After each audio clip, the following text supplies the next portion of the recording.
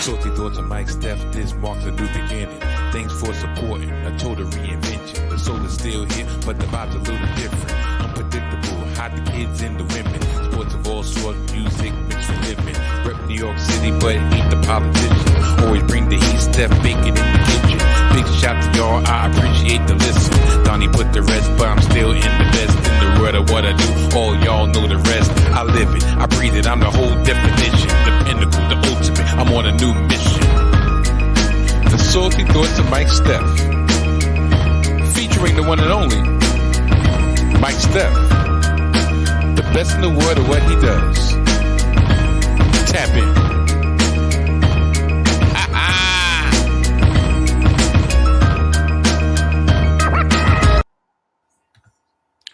What up, people? Welcome to another edition of the Salty Thoughts of Mike Steph, featuring the one and only Mike Steph. Best in the world of what he does. Yeah. Episode 9. Yeah, episode number 9. As I get everything figured out. Episode number 9. 1, 2, 3, 4, 5, 6, 7, 8, 9, 10. So next week will be 10. Yeah, that's a shout out to Sister U, who will be known now going forward as Sister Steph. Yeah. I don't care if she's married or not. Shoot, there's still Steph in her name. She knows it. I know it. Now, y'all know it. So, Sister Steph, that 1, 2, 3, 4, 5, 6 was for you. But like I said, speaking to Mike Steph, best in the world of what he does. Yeah! Do you know what that? Yeah! Was for? As my daughter is in the background, probably like, here we go again.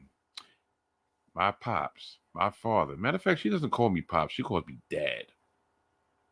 But my dad decides at 9:45, one of the rainy Sunday evening, to be obnoxiously loud.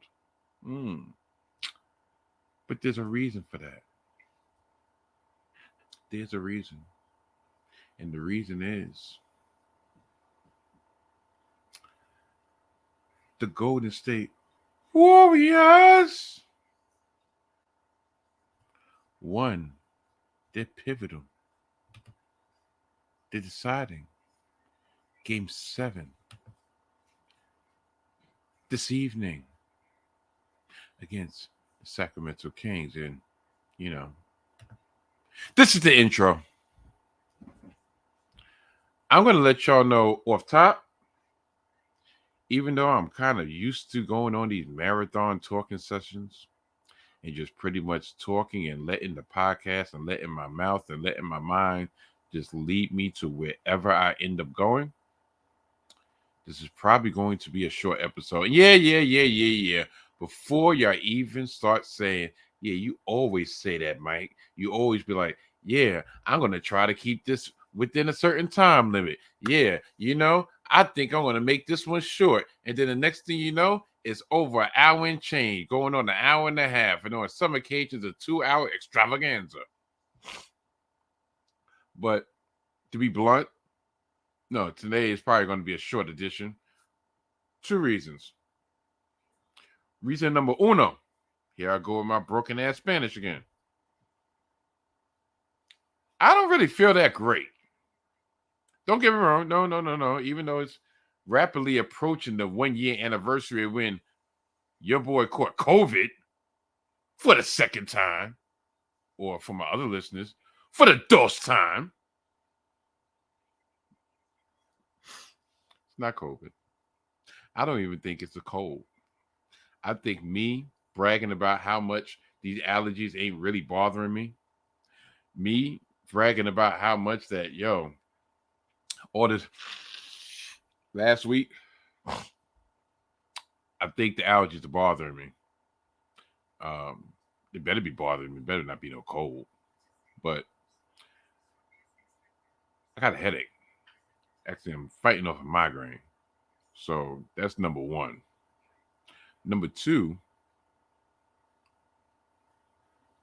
being the fact that I came and blessed the masses with actually long edition of the world renowned hardly ever listened to Sprinkle of Salt this past week, audio only on the mothership, the flagship, if you will, the Salty Thoughts of Mike Steph podcast audio version. I discussed a large chunk of what I normally would have discussed here, and that is the acquisition of none other than Aaron Rodgers to my New York Jets. But instead of repeating myself, I would just direct y'all to the audio edition that came out this past week of the Salty Thoughts of Mike Steph, entitled The Sprinkle of Salt. Yeah, Aaron Rodgers returns. Yeah, so that's why, and that's what's going to be. That's not what's going to be on deck this week. What's going to be on deck this week is me talking about the two playoff games that involved my two teams that are currently in the NBA playoffs. One was Game 7 of the Western Conference first round matchup of the Sacramento Kings and the Golden State Warriors. There's a reason. Look, y'all know I'm always about my t-shirt game. I'm always about my hoodie game. And this actually just synced up because this arrived in the mail, I believe, Friday afternoon. And today, Kevon Looney showed his ASS off and played one of the best games. Matter of fact, he lived up to his standard that he set since last postseason. Loon Dog or Loon. Yeah, so that's why the Knicks paraphernalia is not present today. Matter of fact, you know what? 1 minute. Yeah, y'all need to see all this. 1 minute. 1 minute of fame. 13 seconds of fame. 15 seconds of fame. 15 seconds of fame. I hope I didn't. Okay, here we go. Yeah.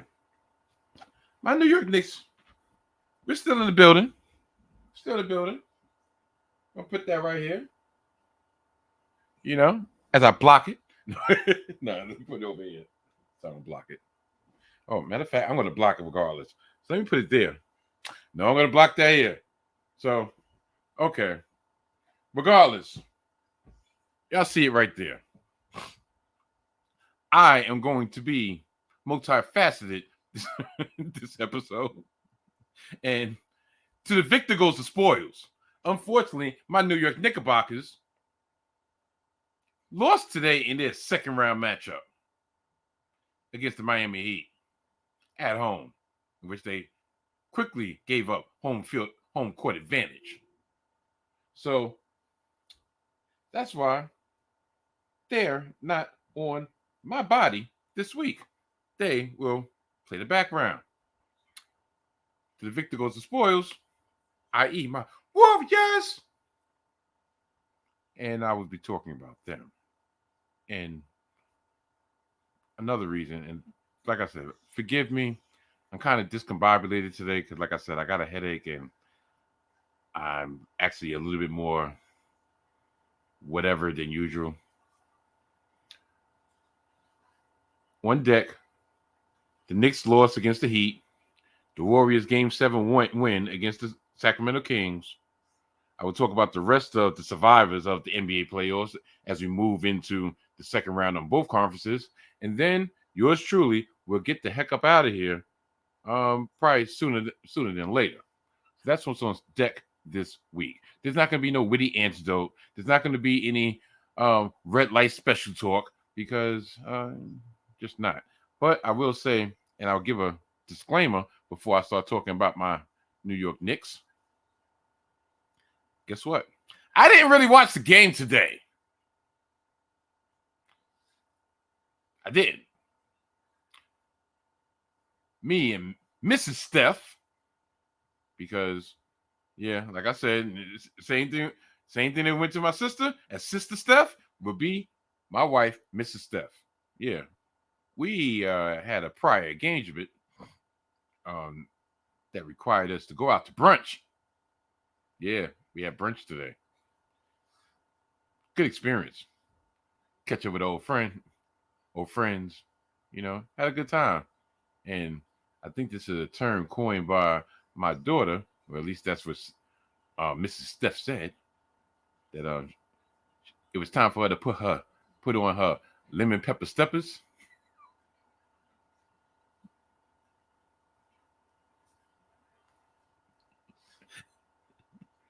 And step forward away to go to brunch.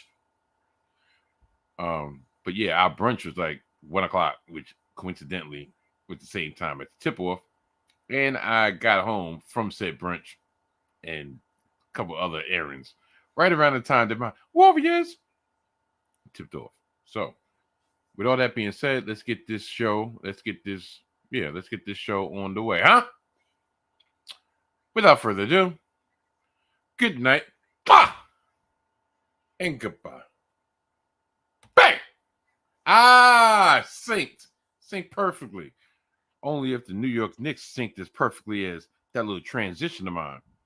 The New York Knicks lost today to the Miami Heat, who was a surprising entrant into the second round after they dispatched of the Milwaukee Bucks in their first round matchup. 4-1. The last 2 games they won in thrilling and unexpected come from behind fashion. And they ushered Giannis and them boys out of the playoffs and into the offseason, which is unknown for them. They, once again, was led by Mike Budenholzer, and Mike Budenholzer started doing Mike Budenholzer things. But guess what? We're not going to talk about the Bucks because the Bucks are no longer playing. But Jimmy effing Butler has been playing his ass off.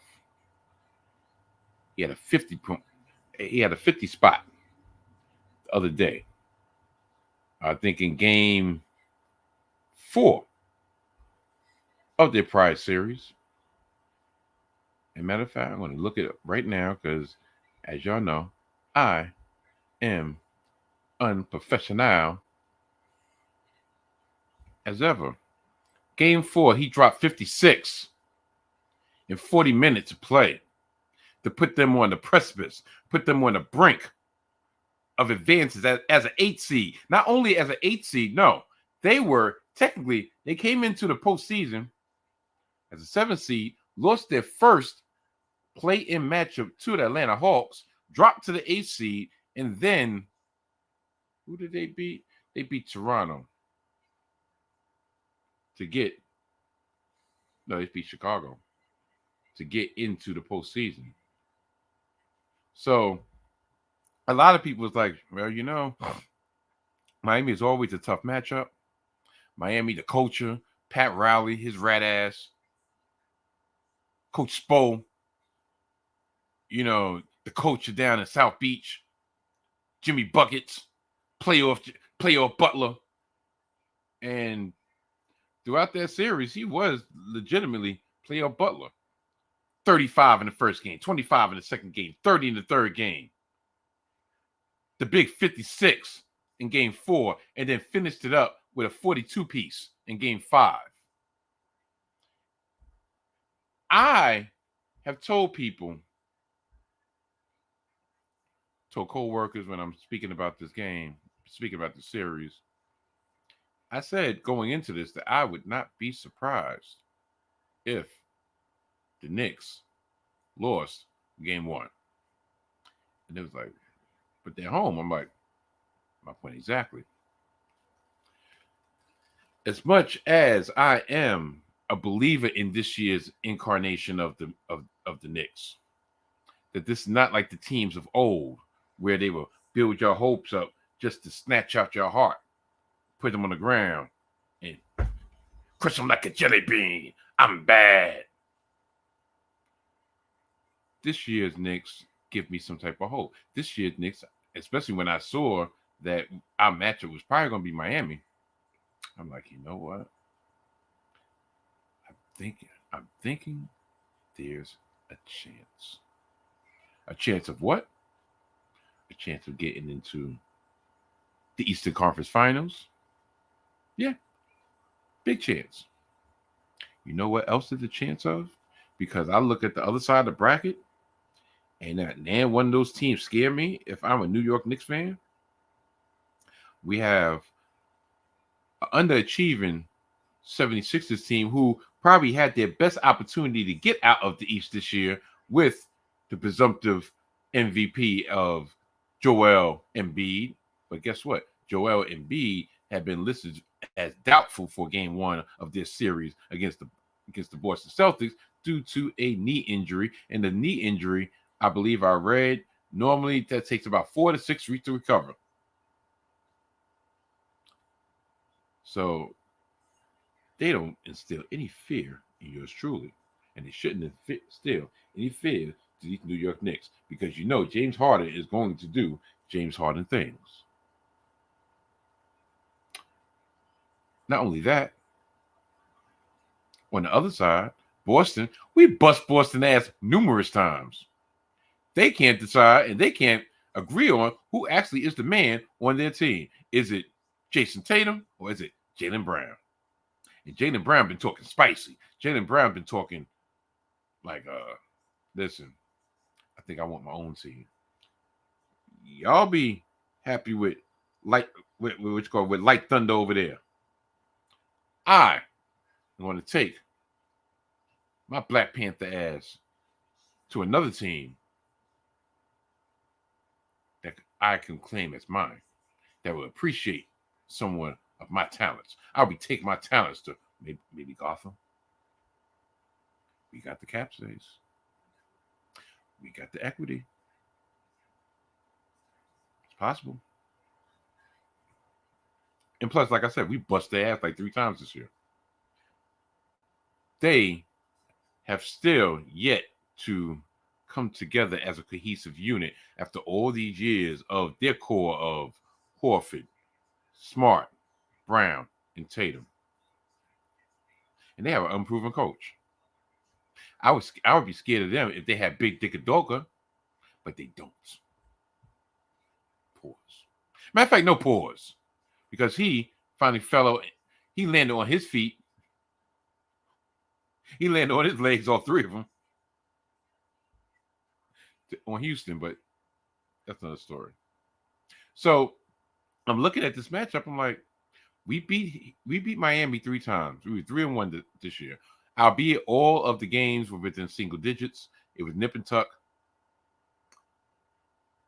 Miami is currently without Tyler Hero, who broke his hand, and the earliest he would be scheduled to return would be the NBA Finals, which they are not playing in. And they lost Victor Oladipo to a leg injury. I believe a quad, if I'm not mistaken. He's not returning. He's out for the playoffs. So that leaves the lineup. And tell me if this lineup instills any fear in you, even though this lineup actually has us down 0-1 going into game 2. I believe, Tuesday night? Starting lineup of Jimmy Butler, who coincidentally rolled his ankle. Gabe Vincent. How are we letting Gabe Vincent drop 20 on us? We deserve to lose. Bam Adebayo. 16 points. Whoopee. Kevin Love's old salt and pepper ass. Matt Strauss. Khalid Martin. You know who did it to us, though? Kyle Lowry. Kyle Lowry has been a constant thorn in the side of the Knicks for over 10 years. And a lot of times it wasn't even on the court. If we would have traded for him back in, I believe, the 13-14 season, then maybe we would not have had the decade of futility that we had. But instead, we didn't give up the assets that was necessary to get him. Toronto ended up getting him. And we end up giving up the assets that we could have got Kyle Lowry for Andre Bunyani. And the rest is history.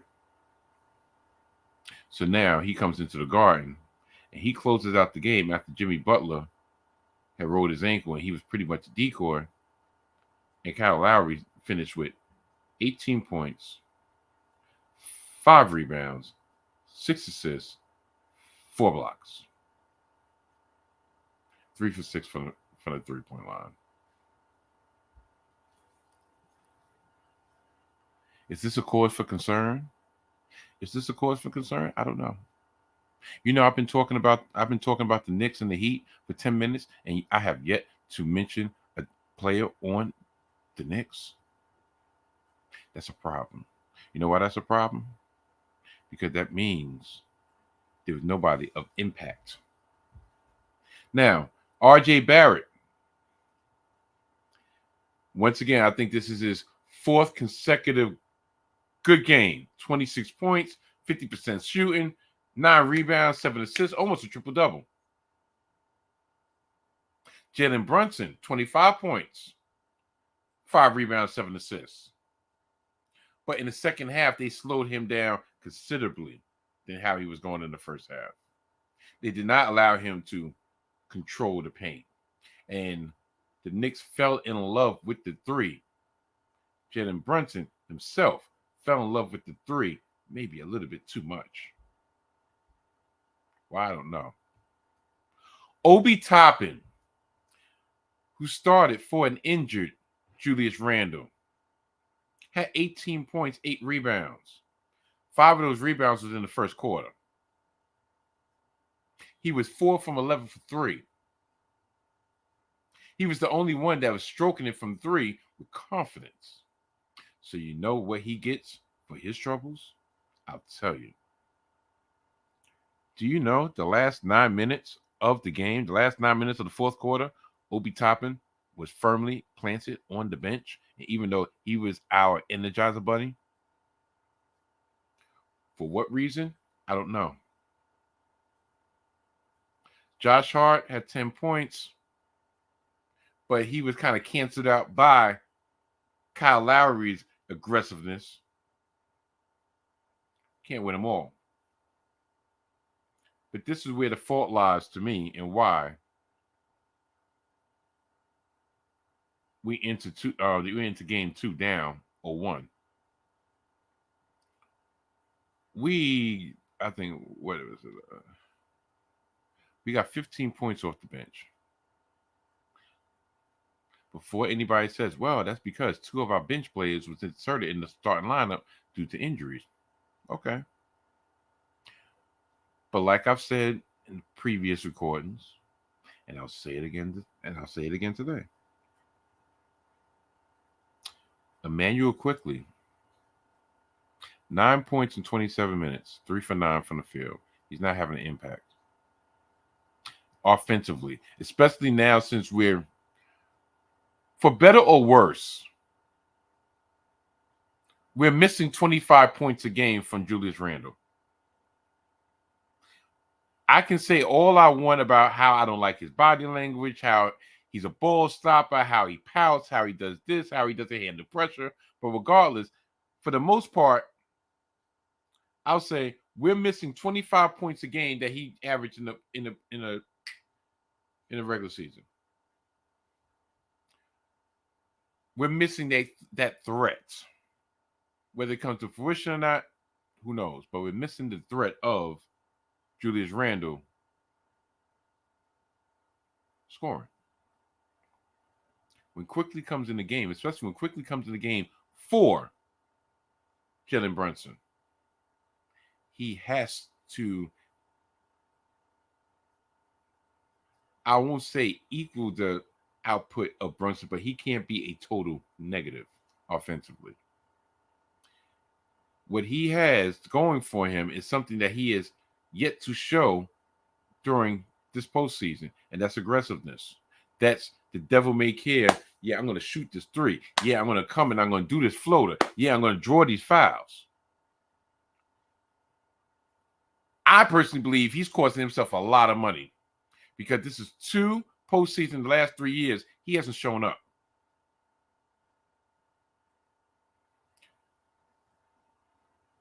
Defense is one thing, and that's why I gave him a pass in the last series, because when the shot wasn't going, but that's also because a lot of times he was playing alongside Brunson, so he took the back seat and he said, you know what, my shot's not going, I'm not going to force it.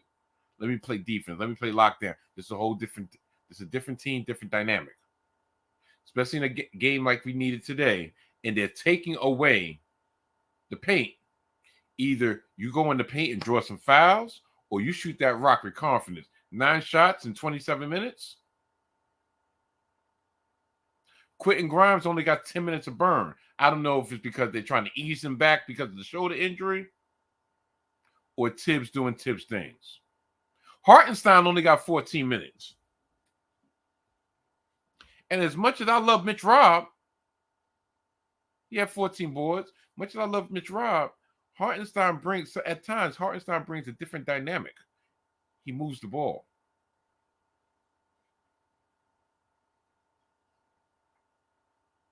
You have him on the bench, but yet you're running Josh Hart in the ground. And like I said, I understand. But like I said, this is a whole different dynamic with this Miami team. They are bruisers. You cannot play Josh Hart 45 minutes a game. Not against this team. Keep him in the most important areas to close out the first half, have him in the fourth quarter, but you have to find ways to get him open and to get him some rest.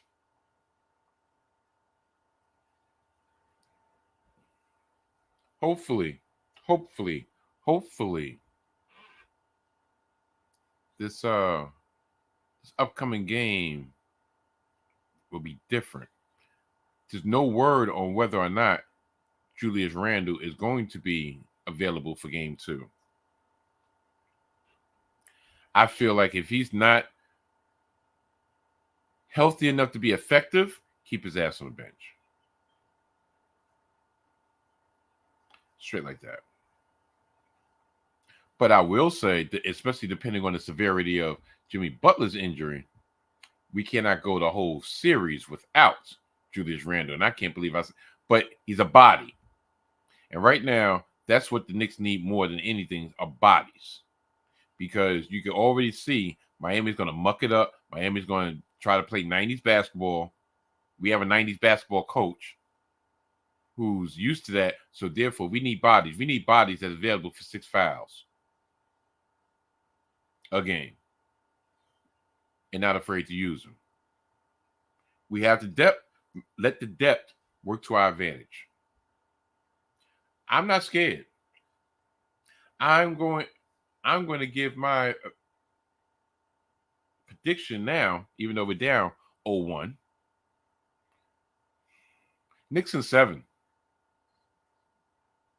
Yeah, Knicks in 7. I could see us winning game 2. We're going to go down to Miami. We're going to split. We're going to come back for game 5. I believe we're going to win game 5. And probably have to take it 7 games. That means we got to win 3 out.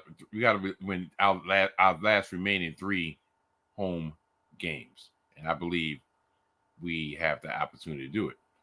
But all depends on these injuries. It depends on the severity of Jimmy Butler's injury. And it all depends on when, if we can, depend on Julius Randle to come back relatively healthy. Now, game 7. The Warriors and the Kings. That championship DNA. The championship blood.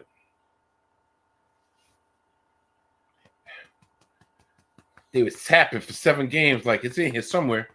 It's in here somewhere.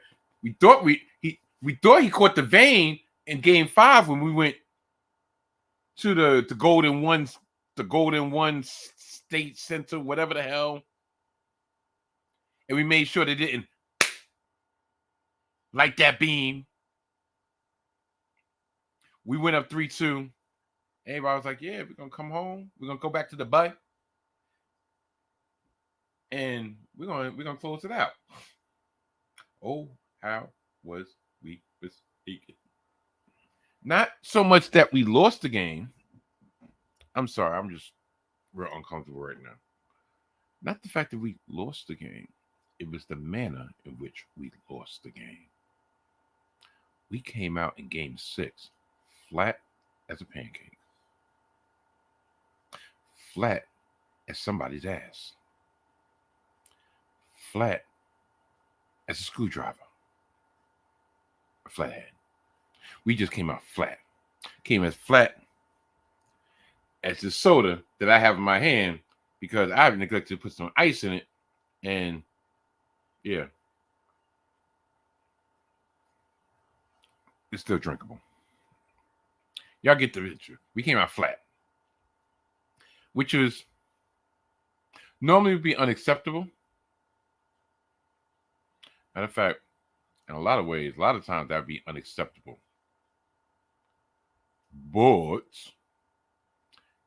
these are the Golden State Warriors we're talking about. And these are the Sacramento Kings we're talking about.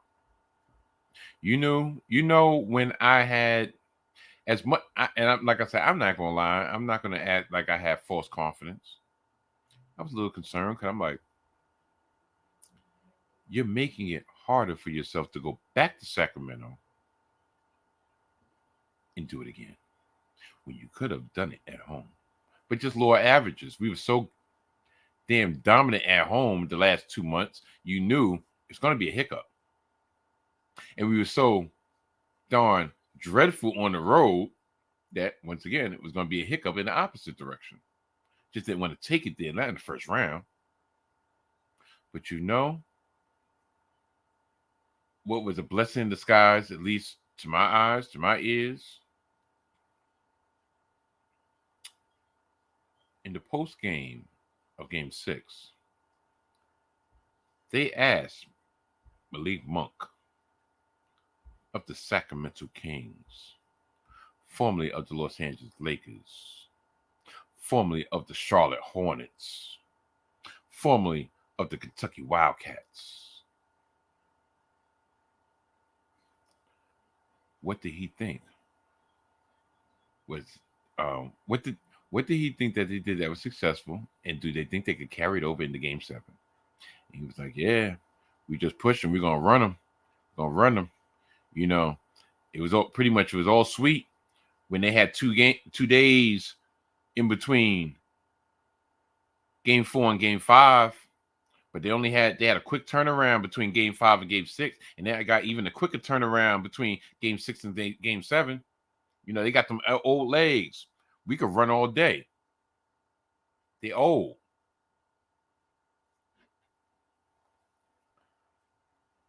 Now, some people say it's overrated. The bulletin board material, it says overrated. I don't believe that. You know, one of the reasons why I like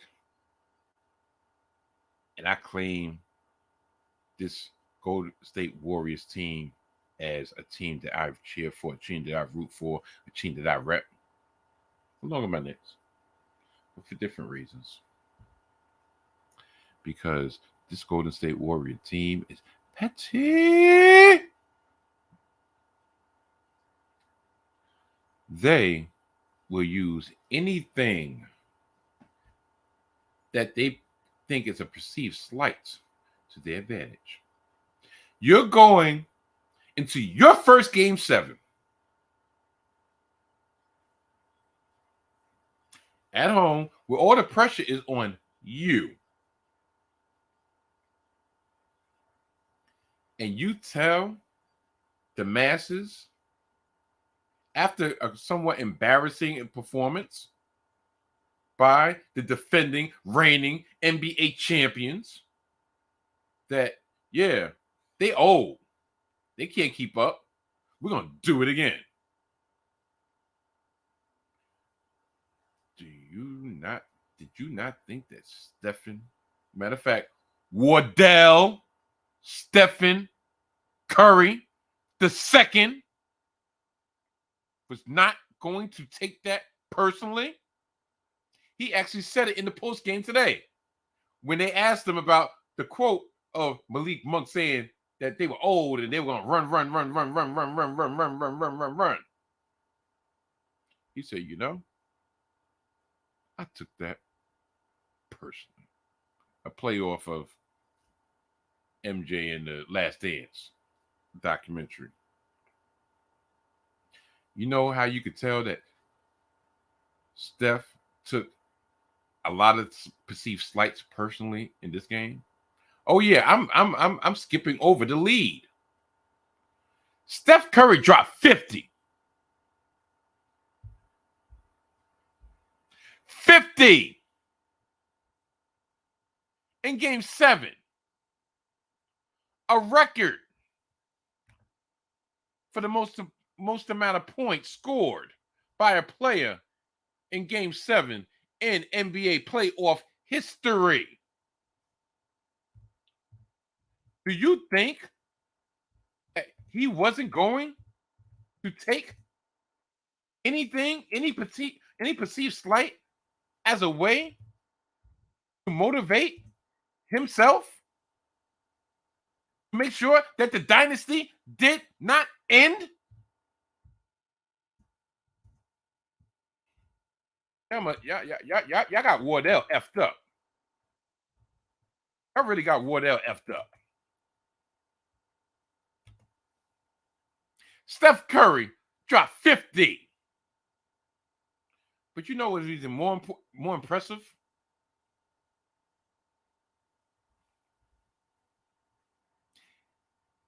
He was 20 of 38 from the field.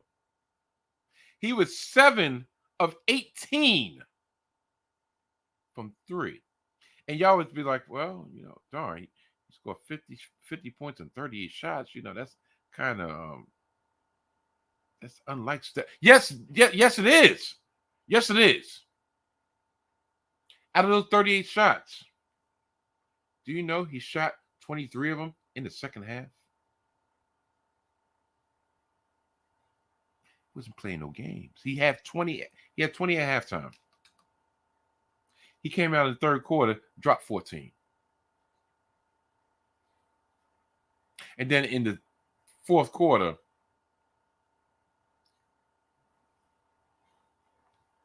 he put him to the rest. He put him to sleep. It was strictly garbage time the last 5 minutes of the game. 50.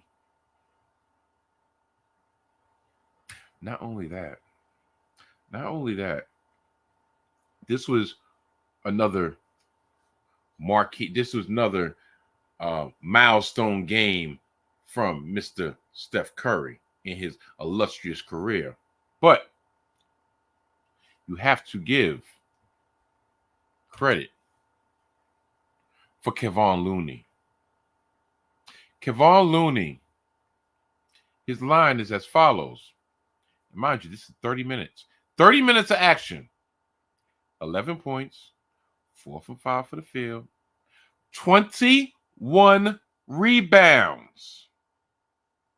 Not only 21 rebounds for the whole game in 30 minutes, in the pivotal third quarter, Kevon Looney had 10 of those 21 rebounds in the third quarter. And out of those 10 rebounds he had in the third quarter alone, he was responsible for 7 offensive rebounds in the third quarter, which was, I hate to use this word again, but pivotal. Those second chance points, those second opportunities that we received, because the rest of the team was brick cold. Andrew Wiggins, 5 for 16. Klay Thompson was 1 for 10 in the first half, finished the game 4 for 19.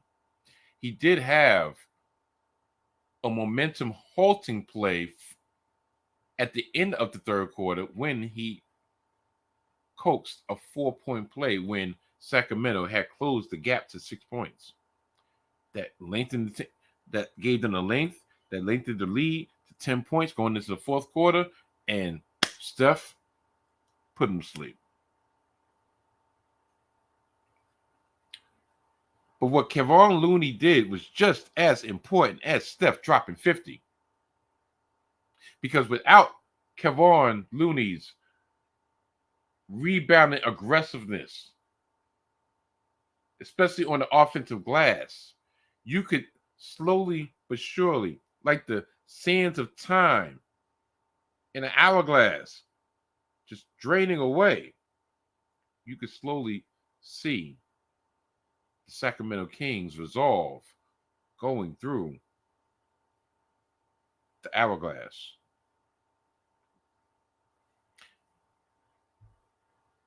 Domantas Sabonis has 16 points in the first half. Going into the fourth quarter, he was still stuck with 16. He finished with 22 points in the game.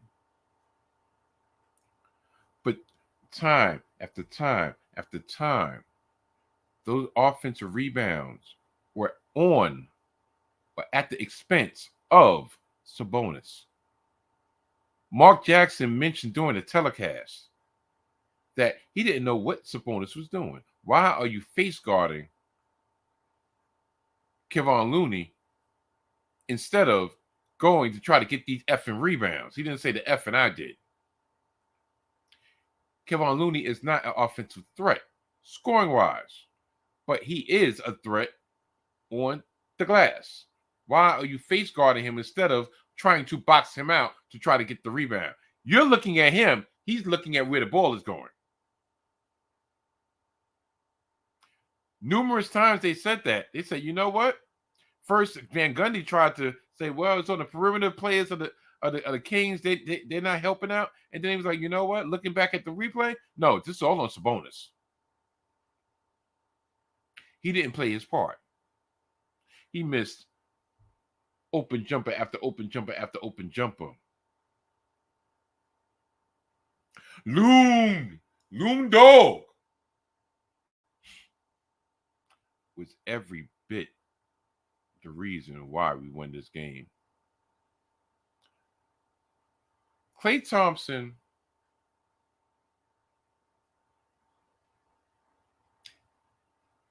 for those who don't know, is one of my most favorite players in the NBA. Due to his lack of conscience for shooting, due to his outright arrogance that he's earned as a 4-time champion and as the second best shooter in the league behind his cohort, Steph. But I ain't gonna lie. If the Warriors had lost this game, and I'm looking at this line score that Klay Thompson, Game 6 Klay, who went 4 for 19 in Game 7, there would be a whole bunch of things and adjectives I would be saying about Mr. Klay Thompson that I will refrain from saying now. And hopefully I don't have to unload them this offseason, because if I have to unload them, that means we did not hoist the trophy. The only way, and I actually had this conversation with a coworker of mine. My dream right now for the NBA Finals would be the New York Knicks versus the Golden State Warriors. And somebody asked, well, if that's the matchup, being the fact that you root for both teams, who would you pull for? I was like, listen, don't get it twisted.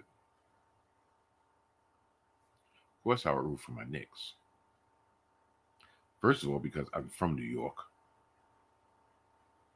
I've been a Knicks fan for shit. I want to say about 40 years. Close to it. Matter of fact, I remember when they got the right to draft Patrick Ewing. That was 85. So I've been a Knicks fan for 38 years. I remember the days of Marvin Webster in the middle, and Ernie Grunfeld, and Rory Sparrow, and Louis Orr. I remember those days. I remember the days of the only man we had that we could depend on was Bill Cartwright. I remember those days. Michael Ray Richardson. I remember those days. So, of course, I would go with my Knicks. Plus, Warriors, since in the last decade, they have 4. My Knicks haven't had any type of final success, a championship, since before I was born, 3 years before I was born. So that's what, 50 years? Duh. Of course I would go with my Knicks. But that's my dream matchup. And it's possible. It is possible. Is it likely? Probably not. But it's possible. But when Steph Curry dropped 50 in the Game 7, all of those who expected the dynasty to be over, all of those who, matter of fact, not expected, but have been rubbing their hands like Birdman, anticipating, wishing, praying for our downfall, will have to continue praying. Because it ain't happening yet. Never underestimate the heart of a champion. And that's what the Kings did. Now, matter of fact, no. I before I get off the subject, I will preface that to say, no, the Kings actually didn't underestimate the heart of a champion. They're missing one. They were missing one piece. I don't know what that piece is. Probably another shooter, but they're missing one piece. When it's almost like they're kind of a mirror image of how the Warriors used to be, but the difference is they're trying to duplicate it as Sabonis being our Draymond Green when it comes to offense. A big that's running the offense, or you're running the offense through. No, he's not that dude. Defensively, he's damn sure not that dude. He came up small time and time again. So they're missing that one player. And I can't even say the lack of experience caught up with them, except for Malik Monk, because we're gonna run. You know how many points he dropped? 14. 4-14 from the field, 9 rebounds, 4 assists. De'Aaron Fox, 5-19, 16 points. Keegan Murray, 10 points. Sabonis was the top man with 22, but those 22, half of those was in garbage time. Kevin Huerter, supposed to be there. Klay Thompson, 2 for 9. Harrison Barnes, clank. He only played 13 minutes, but I think he was injured.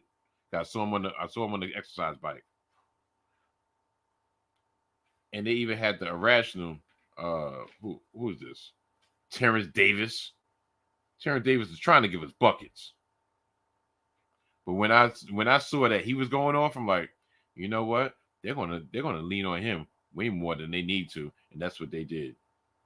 If he's going off, that means somebody that's actually better and more important wasn't. But like I said, it didn't matter because Steph Curry dropped 50 in Game 7. Now for the best of the rest.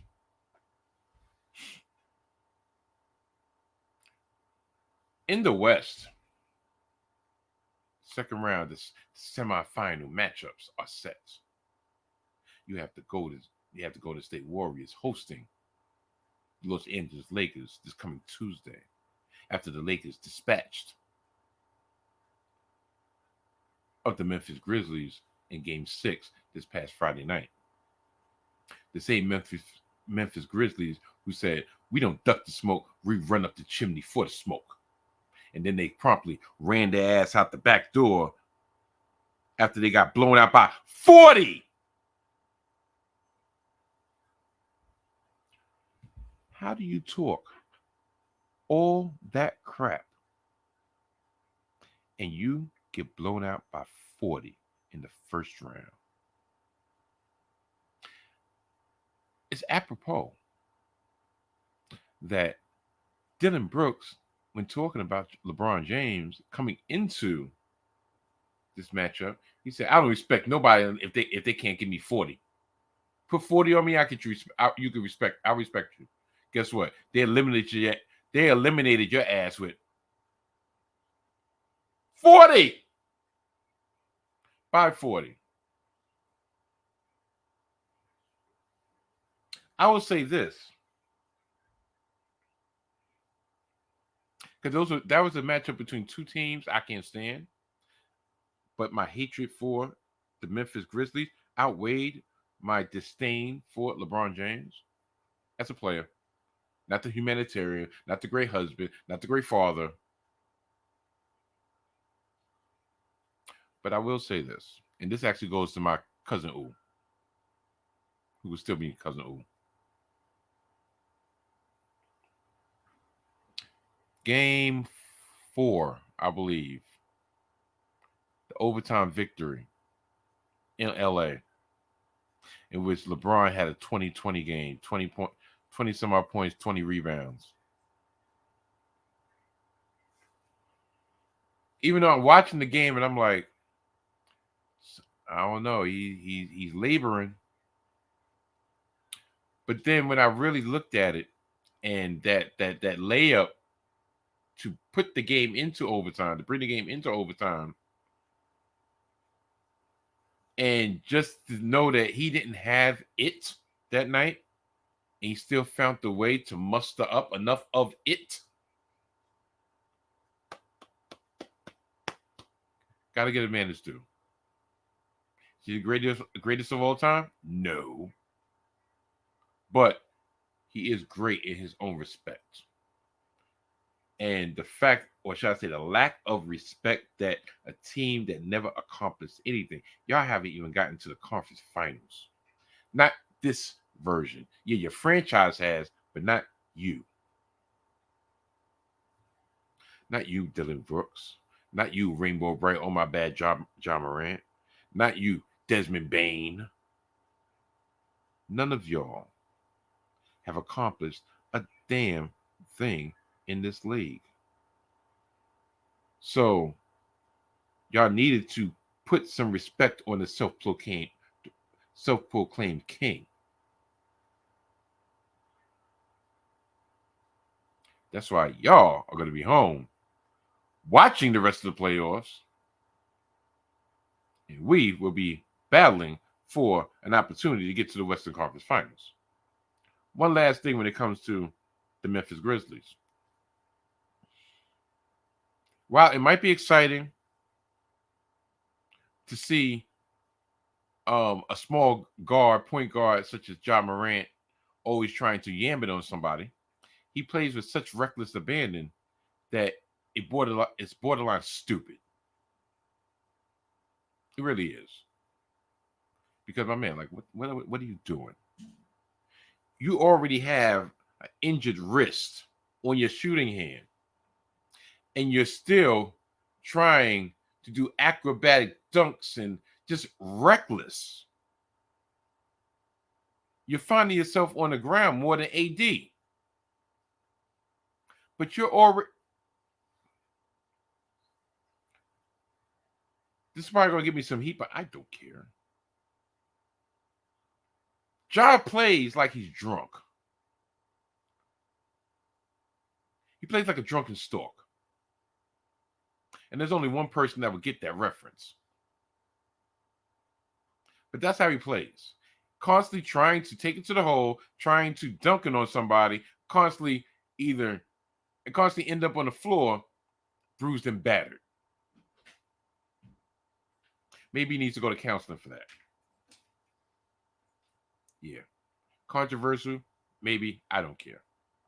Now, the other matchup in the West is the Phoenix Suns, who got demolished in Game 1 by the Denver Nuggets. Look at this. Now, tell me why Denver won. Or should I say, more correctly, why Phoenix lost. If you look at this line, Kevin Durant, 12 of 19, 19 points, 14 rebounds.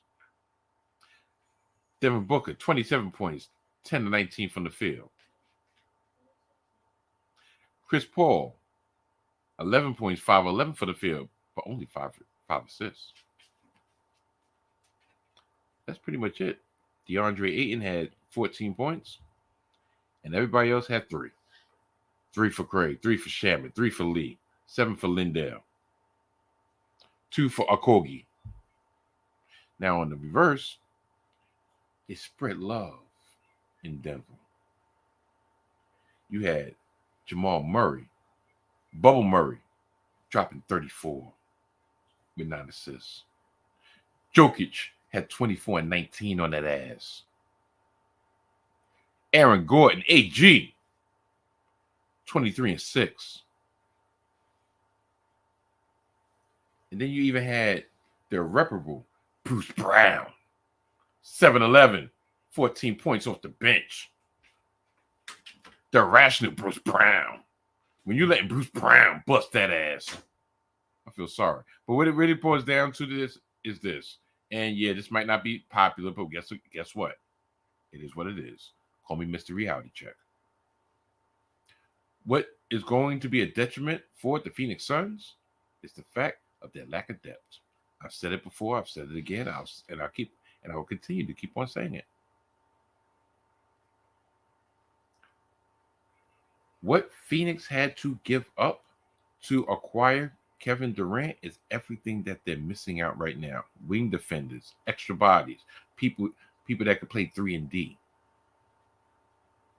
And tell you the truth, from what you've seen Cam Johnson and Mikal Bridges do in Brooklyn, makes me wonder, were they being held back to make sure that Devin Booker was the star of all stars? Because we saw on numerous occasions, Mikal Bridges can drop 30 a game. You're allowing Kevin Durant to do, or to be aggressive when he chooses to, which he hasn't really been. Why didn't y'all allow Mikal Bridges to show what he was truly made of instead of being a complimentary piece when y'all needed? Matter of fact, how about this? If y'all allowed Mikal Bridges the same type of leeway that Brooklyn has given him since they acquired him, maybe you wouldn't have needed Kevin Durant, and maybe you would have a full team. That's my opinion. Don't shoot the messenger. That's how I feel. But yeah, I think the Nuggets going to take this in 5, baby. Just might. Just might. Just might. And I've already talked about the other series in the East concerning the Celtics and the Sixers. You know, Knicks just need to do their job. If they do their job, then everything will be okay. And I do see a path to the NBA Finals, but we need to get past these pesky Miami Heats. So it's that time again. It's that time in which I leave the screen and allow people to espouse the greatness of Mike Steph while they also plug their platforms. I am the Mojo King, and I am here to support my brother's podcast and all of his salty thoughts. All right, let's not say all of his salty thoughts, maybe 90%. He's a bit of a wild man. I am also here to plug my 3 podcasts. Yes, 3 of them. Hidden Gems Golf is a quick 10 to 12 minute pod where I talk long shots on the PGA Tour. Long shots mean big money when they pay off. There is also Hip Hop Hidden Gems, where historian William Freeman and I discuss songs and or artists who deserve more shine. We talked about Big Daddy Kane, Gangstar, Chino XL. We have a West Coast legend coming up. We even featured a little R&B and soul for Valentine's Day. It's a little bit nostalgia and a whole lot of fun. That's Hip Hop Hidden Gems. Lastly, but not leastly, is Hidden Gems Football. That is where me and the great Donnie Yu discuss upcoming NFL action. You already know how Donnie gets down with his spicy takes. What are you doing? There's no more Donnie Yu. I'm doing an ad for the salty thoughts of Donnie Yu. No, not Donnie Yu. The salty thoughts of Mike Steph. What are you talking about? Who the f*** is Mike Steph? And by the way, Hidden Gems Football is the Mojo King and Mike Steph. What? What are you? Nah, I'm out. Screw this. Hello? And back to you, Mike Steph. This is bullshit. As I always say, I truly appreciate the Mojo King and the Mojo Queen for helping me out and just espousing the greatness of Donnie Yu, because Donnie Yu is no more because Mike Steph, that's me. That's me in all my grandeur, all my splendor, all my blue. I notice, shout out to Winchester. And like I said, I'm just going on tangents. Shout out to Winchester of Gimmick Infringement for the border, for the logo. But this blue has made me find as much blue as possible to kind of blend in with the video. But see how my mind just goes. But yeah, I really appreciate the Mojo King and the Mojo Queen for taking time out of their busy schedule to add a little bit panache, to add a little class to the salty thoughts of Mike Steph, with this great commercial. Now, here's a little known fact. Outro. Here's a little known fact. Do you know that especially now, that I owe the Mojo King a commercial for his numerous entities? I don't call him the Hidden Gems off for anything, for nothing. But yeah, I've owed him a commercial for like the last probably about 6 months. I was supposed to redo a commercial, and I just never got around to it. So that's why I don't know. But trust me, Mojo, it's coming. It's coming. Yeah, so that brings us to the end of another episode, another edition of the Salty Thoughts of Mike Steph. As always, I'd like to thank each and every one of y'all for making me and this here podcast the one you choose to listen to and the one that you choose to view. Next week will be more of the same, because we'll probably be up to like game 3 of these second round matchups involving my New York Knicks and my Golden State Warriors. One thing that might be included, and the only reason they're not included this week is because, like I said, I was really trying to get out of here quick, and look at the time. It's an hour and change. I still stay here for as long as I wanted to, right? I wanted to talk about my New York Metropolitans and their struggles, but being the fact that we've had so much rain this last weekend, the majority of this series this weekend against the Atlanta Braves was rained out. So it was rained out and there was no present games to talk about. I was like, you know what? The Mets. You know, shoot, we still technically in April. I don't really get into baseball until like June. But yeah. And whatever might come out, whatever might come up concerning Aaron Rodgers and his media tour, or should I say his tour of all things New York. He was in the stands last night, rooting on the New York Rangers in their Game 6 victory against the New Jersey Devils.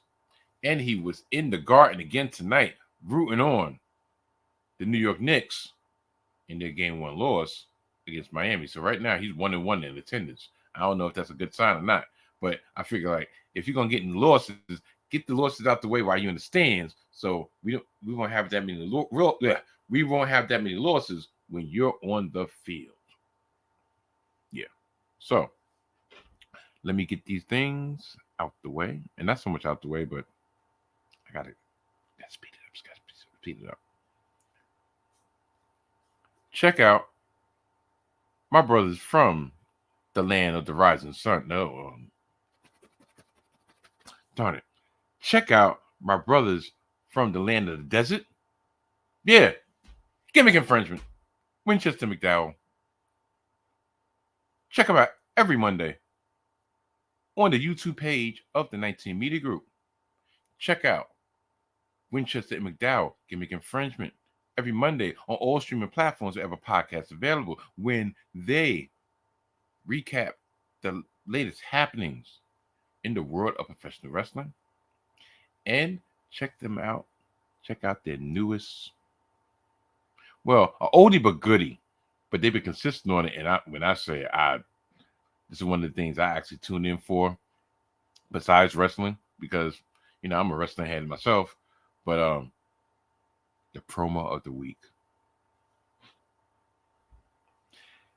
To hear Winchester and McDowell let their hair down, so to speak, and get whatever has been nagging them, whatever has been just really just irritating the hell out of them for the week, just to hear them get that out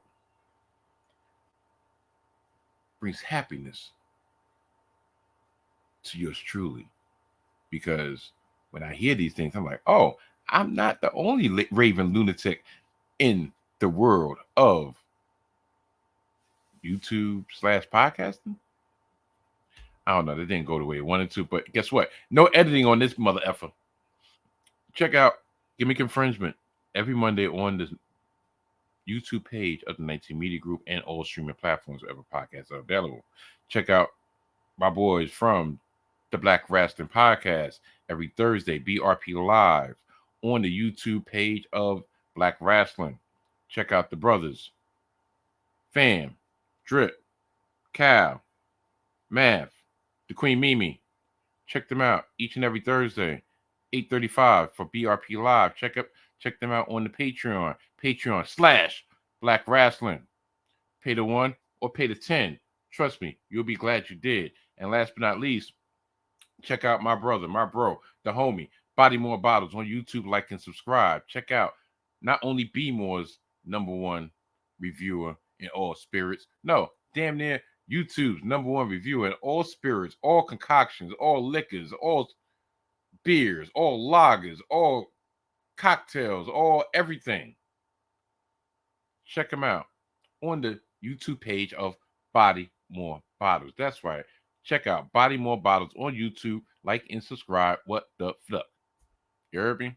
And I swear, you know the funny thing is, Do you know the funny thing is? I just looked at the time, and it took me 1 hour and 10 minutes for me to actually have my first F-bomb. Thank you, Body More Bottles. No, let me stop. You heard me? Yeah, so check them out. Also, check out Hidden Gems Football, because we got an episode coming out pretty soon, hosted by the Mojo King and me, Mike Steph. New episodes will drop hopefully every Thursday on the YouTube page of the 19 Media Group. I don't know when this next off-season episode is going to drop, but it's in the works. So, for you to be in the know, go to the 19 Media Group's YouTube page, subscribe, press that notification button, so whenever we drop the newest episode of Hidden Gems Football, you will be the first ones to hear it. And last but not least, definitely last but not least, because I done dragged this out way longer than I wanted to, check out the audio version of the Salty Thoughts of Mike Steph podcast, available on the following platforms: Spotify, Apple Podcasts, and the formerly named Anchor.fm, amongst others. New episodes drop every Monday.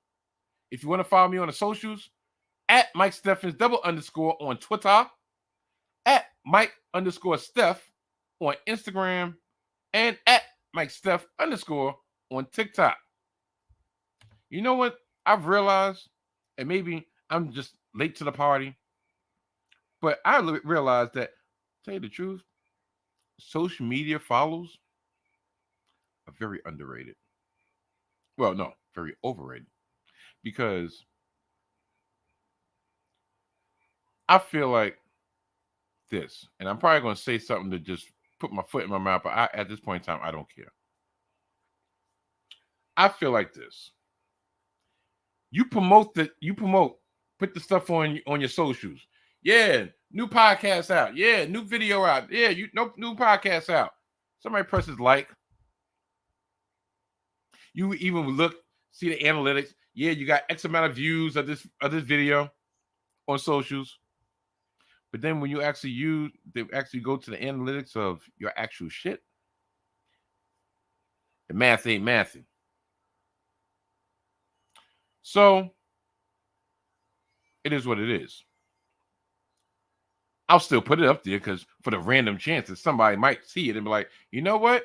He seems like a good guy. Matter of fact, he seems like an interesting guy. Let me see what he's going on. And sure, I might have a new fan, might have a new viewer. And then for that off chance, or for that the majority of the time that I don't, yeah, it gives me something to do while I'm at the shoot job. So it's a win-win. So yeah, that was me rambling for the last 2 minutes about stuff that y'all really don't care about. So, but one thing I do want y'all to care about is, please like this video. Please subscribe to my channel. Please put a comment down and let me know if, yo, Mike, I like your shit, or Mike, you suck. I don't care. Put it down in the comments. Press the notification button. So whenever if I decide to drop a video out the blue, which at this point in time doesn't seem kind of likely, but you never know. Guess what? You will be the first ones to hear it. Yeah. So I think with all that being said and done, I think it's time for me to bid y'all adieu.